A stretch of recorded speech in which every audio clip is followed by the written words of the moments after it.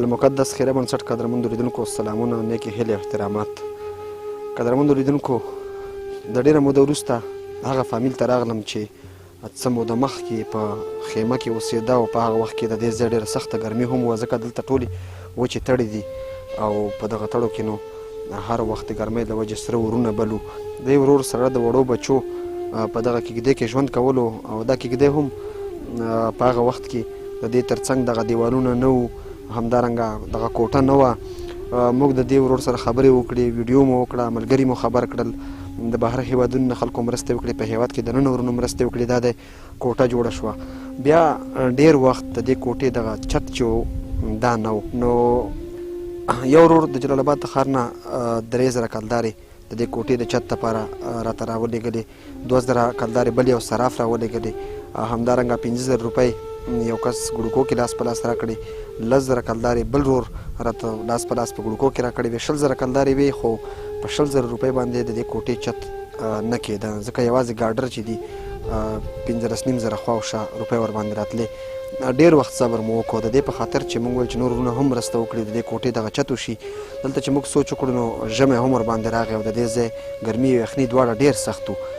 نو بالاخره چې کله څه وخت مخکې هغه وبا راغلې وه د دوایۍ دپاره، د کاناډا هېواد د تورنتو د ښار نه د افغانانو د پیوستون د ټولنې درنو افغانانو ورونو $200 چې 1,99,000 افغانۍ ترې راتلې، هغه روپۍ د دوایانو دپاره مرسته کړې وه. په هغې کې په نغدي مرسته کې موږ 10,000 افغانۍ د دې ورور د کوټې د چت دپاره راواخیستې او 20,000 کلدارې مخکینۍ وې. نو دغه روپۍ چې دي په دې باندې چت هم وشو او کړکۍ او دروازه یې هم وشوه. یو څه روپۍ تر اوسه هم بقایه یو، خو الله رب العزت په خیر پېښ کړي. د دې ورور د کوټې یوازې فرش او پلسترې پاتې شوې، دا یې نشته. په دغه بلاکونو کې چې اوس هم موږ ګورو نو بعضې ځایونه سوري دي، ماشومان لري، فامیل لري، ژمی راغی، اوس په دې ته تبدیلېدل ډېر سخت وي چې د کېږدۍ نه ورته راځي او ځکه دا کوټه به یخه وي.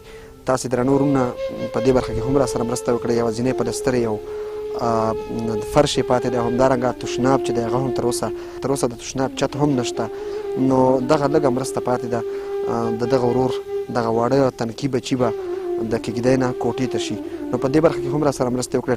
ټول هغه ورونه چې موږ سره یې مرستې وکړې، زموږ ملاتړ یې وکړو، د هغوی مرستو دا دی رنګ راوړو. او دغه ورور چې دی چې اوس هم په ستونزه کې دی، ځکه ډېری غربت سره مخ دی، تورخم کې رازګړی چلوي او تاسو ته بهتره معلومه ده چې تورخم حالات هم هغه رقم دي. نو دا دی د کېږدۍ نه کوټې ته دننه شو او ډېر زیات خوشحاله دی. باور وکړئ د دې وړو ماشومانو نه چې موږ پوښتنې وکړې هغوی هم په دې باندې ډېر زیات خوشحاله دي. نو دې ورور مخکې هم په خبرو کې ویل چې زه بیخي دا هر څه راته یو خوب ښکاري. نو دا ورونو ستاسو مرستې وې او ستاسې مرستې چې موږ سره وي انشاءالله د دغسې غریبو لاسنیوی به تل تر تله کوو. فوزیه د نوم دی. او خیمه ښه وه که کوټه؟ کوټه ښه وه. اوس خوشحاله یې چې کوټې له لاړې خوشحاله یې؟ ښه. او یخني پکې نشته کوټه کې؟ لږه لږه یخني پکې شته. ښه. نازیه او ته خوشحاله یې؟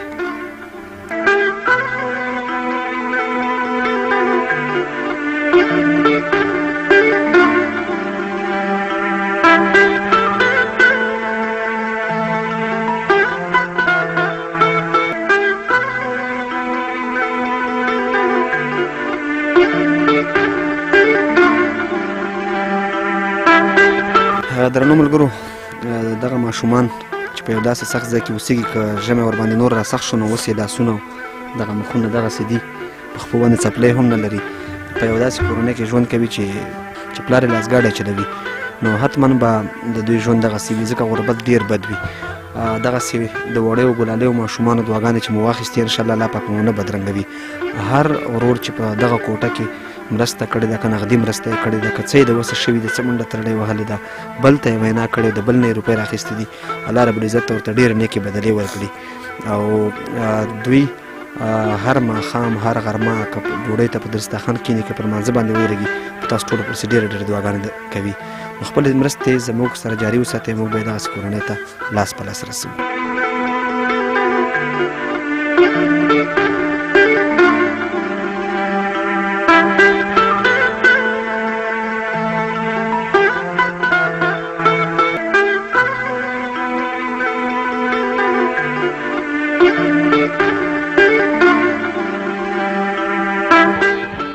کومو وروڼو دې نه مخکې مرستې وکړي او دا راسره روان چې وي نو دونه ډېر زیات زړه خوشحاله دی.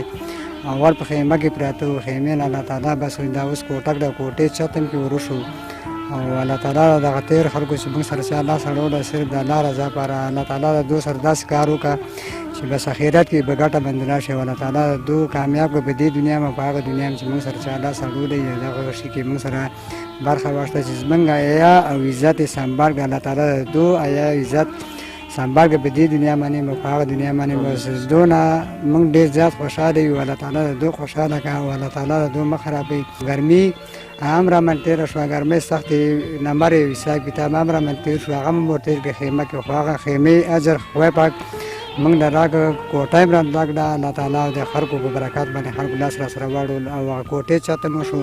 اوس صرف خبره تش کې بس پاتې چې صرف بس پلستر او لاندې فرش د دغو کار بس پاتې او د تشناب پاس چې هم بس پاتې او نور هر څه الله تعالی بس سنبال. وخت هم را من تېر شو چې به دا شپې 3 بجې به وي، خیمه به باد او باران بس راغله به دا خیمه به باد رانه اوچته کړه او لرې به یې بس ګزار کړه، لاړه خراب او تورابه شوه او بس بچي به ما لرې خپلو خپلوانو کره بس بوتله. هغه شپې 3 بجې باندې به دا باد راغی به دا خیمه به رانه اوچته کړه. الله تعالی د دو سره ښه وکړه چې موږ سره چا ښه وکړه. خیمه چې چا رانه کړې وه نو هغه ډېر کور ودانې وه. دا خیمه دا بته اوس راسپړمه څه موده پس دا کوټه هم خیره سره سنبال شوه، نوی کار بس پې پاتې او دا هم بېرته خیره سره واپس ورکوم او الله تعالی د ده سره هم ښه وکړه چې موږ سره یې ښه وکړه. دغه خیمه یې راته راکړه او کوټه کې بس لږ سوري بس پاتې دي او که چا مرسته را سره وکړم هم دغه کوټې له به سیمټ بس په واخلو بس په پلستر به یې کړو او پلستر نه شوه نو خاورې به خامخا ضرور راوړو ځکه چې دې کې دننه سوري دي او هغې کې هوا وځي، دې له به خامخا لږه ډېره خاوره راوړو به دغه سوري یوشه بل شه به بس په راپټو هغه یخنۍ او د ژمي دغه نه به بس سنبال شو او بس ډېر کور ودانې هغه خلکو چې موږ سره چا لاس اړولی او الله تعالی د دو سره ښه وکړه.